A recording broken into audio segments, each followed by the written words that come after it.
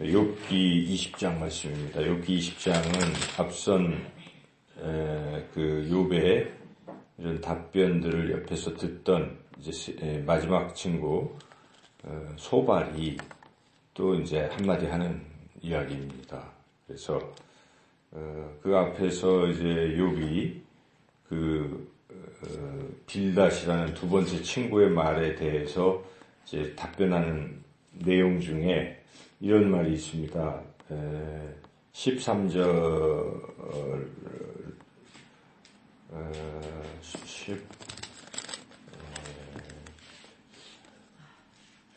그 19절 그 불쌍히 여겨달라 그런 말이 있는데요. 친구들에게 자기를 좀 불쌍히 여겨달라 이제 그렇게까지 청을 하는 내용이 있었는데 21절인가요? 한번 읽어볼까요? 나의 친구야 너희는 나를 불쌍히 여겨다오 나를 불쌍히 여겨다오 하나님의 손이 나를 치셨구나. 이렇게 친구들에게 좀 나를 좀 이해를 하고 불쌍히 여겨달라고 그렇게 간절히 청했건만 지금 소발은 그 얘기에 귀를 기울이지 않고 자기 생각을 막 쏟아내면서 욥을 이제 정죄하는 거죠. 비난하고 정죄하는 또 저주까지 하는 그런 말이 바로 20절 말씀입니다. 그래서 우리가 성경을 읽을 때는 이게 누가 한 말인가 또 잘 이렇게 봐야 돼요.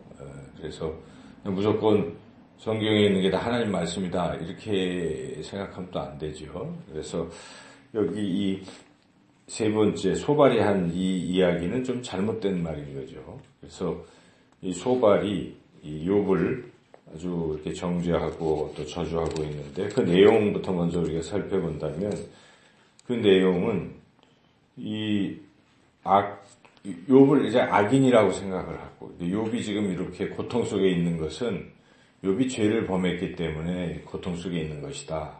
이렇게 지금 판단을 해서 너는 지금 앞으로 저주를 받게 될 것이다. 계속 그 얘기를 하고 있는 것입니다. 여기에 보면 네가 지금은 잠깐 잘 될지 모르겠지만 악인은 결국 멸망할 것이다. 이제 그런 것이죠. 그래서 여기에 잠시 부유하게 지냈던 것 같아도 그거 다 잃어버리고 너희 자녀들은 아주 가난하게 될 것이다. 이제 그런 얘기도 하고 10절 같은 거 10절 읽어볼까요? 그의 아들들은 가난한 자에게 은혜를 구하겠고 그도 얻은 재물을 자기 손으로 도로 줄 것이며 그러니까 그냥 이제 다 물질도 없어지고 또 13절에 뭘 먹어도 다 그것도 다 사라지고 오히려 먹은 것이 뱃속에서 독이 되고 이런 식으로 지금 계속 저주를 하고 있는 것이죠. 그래서 마지막에 너는 이제 하나님의 진노의 날에 끌려가게 될 것이다. 28절에 하나님의 진노의 날에 끌려가리라. 이렇게 아주 그냥 욥을 저주하는 거죠. 욥이 지금 좀 나 좀 잘 불쌍히 여겨다오 두 번씩이나 이렇게 얘기를 함에도 소발은 아랑곳하지 않고 그냥 욕을 하고 저주하고 이제 그러는 거죠. 그래서 이게 왜 이 소발을 이루고 있는가? 처음에 위로한답시고 왔었단 말이죠. 세 친구들이 와가지고 욥이 어려움이 있다 그러니까 절친한 친구들인데 와서 어떻게 욥을 위로해볼까 하고 앉아서 보다가 지금 이런 식으로 지금은 욕하고 저주하고 하는 이런 상태로 바뀌었다는 거죠. 그 왜 그렇게 되었는가? 그 이유는 자기 생각만 자꾸 하고 있기 때문에 그렇습니다. 자기가 어떤 한 가지 생각을 하고 있는데 거기에다가 모든 걸 맞추고 있는 거예요. 그러니까 이렇게 고통받는 사람은 다 죄를 졌기 때문에 고통을 받는다. 이런 생각. 그러니까 인과응보의 어떤 논리를 딱 가지고 다 원인이 있어서 결과가 있다. 근데 결과가 지금 나쁜 거니까 이 사람이 잘못해서 이렇게 됐다. 이런 겁니다. 그래서 네가 악인이다. 아예 그냥 친구를 악인이라고 불러가면서 뭐 이렇게 막 저주하고 하는 거죠. 그래서 결국은 그 생각을 버리지 않고 그게 옳다라고만 자꾸 주장하고 고집을 부리는 사람들은 이렇게 큰 잘못을 범할 수 있다 하는 것입니다. 여기에 3절이 이 소발의 그런 고집스러운 모습을 우리가 보게 하는 말씀인데요. 3절을 같이 한번 읽어보겠습니다. 내가 나를 부끄럽게 하는 책망을 들었으므로 나의 슬기로운 마음이 나로 하여금 대답하게 하는구나. 라는 말이 계속 반복되고 있지 않습니까? 자기중심적인 사람이죠. 그러니까 내 생각. 그래서 내가 대답하겠다.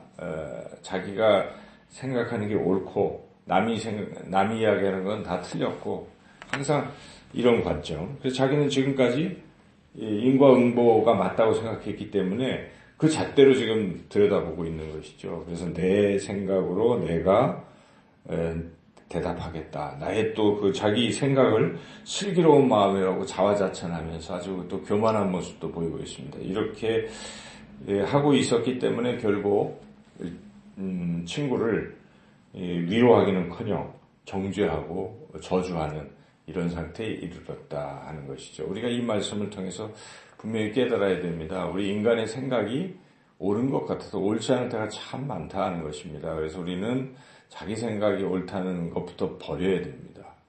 그리고 겸손히 자신을 낮추고 남의 얘기를 잘 경청할 줄 알아야 되고 무엇보다 하나님 말씀을 잘 들어야 되는 것이죠. 우리는 인간의 생각을 자꾸 버리고 하나님의 생각, 하나님의 마음으로 우리 안에 자꾸 채워야 바른 길을 가는 것이죠. 진리의 길을 걸어갈 수가 있고 바른 말을 할 수가 있는 것입니다. 그래서 사도 바울은 그것을 깨달았습니다. 갈라디아서 2장 20절에 그런즉 내가 그리스도와 함께 십자가에 못 박혔느니 그런즉 이제는 내가 사는 것이 아니라 오직 내 안에 그리스도께서 사시는 것이라. 이제 내가 육체 가운데 사는 것은 나를 사랑하사 나를 위하여 자기 몸을 버리신 하나님의 아들을 믿는 믿음 안에서 사는 것이라. 그러니까 그 말씀의 핵심은 자기는 죽었다는 것이죠. 십자가에서 자기는 죽었다. 정과 욕심과 자기의 지금까지의 그런 생각들은 다 죽은 것이고 이제 내 안에는 예수님만 사신다. 그래서 예수님 말씀만 나는 듣고 믿고 살아가겠다. 이게 바울의 신앙 고백입니다. 갈라디아서 2장 20절 말씀이죠. 그러니까 바로 우리가 그리스도인은 그렇게 사는 것입니다. 그리스도인은 그리스도와 함께 십자가에서 우리가 죽은 거잖아요. 세례를 받을 때 나의 옛사람은 다 죽은 것이고 그리고 물 위에서 다시 올라와서 그럴 때는 예수님과 함께 다시 우리가 부활한 것이고 부활했을 때는 주님이 나의 주인이 되시고 주님이 나의 길을 인도하신다. 이게 바로 세례받는 사람들의 특징이고 그런 모습입니다. 그래서 우리가 바로 그런 신앙을 가져야 되는 것이 그리스도인은 끊임없이 혹시 자기 생각, 고집 또 이런 게 자꾸 들면 이거 버리는 걸 잘해야 되는 것이죠. 버려야 됩니다.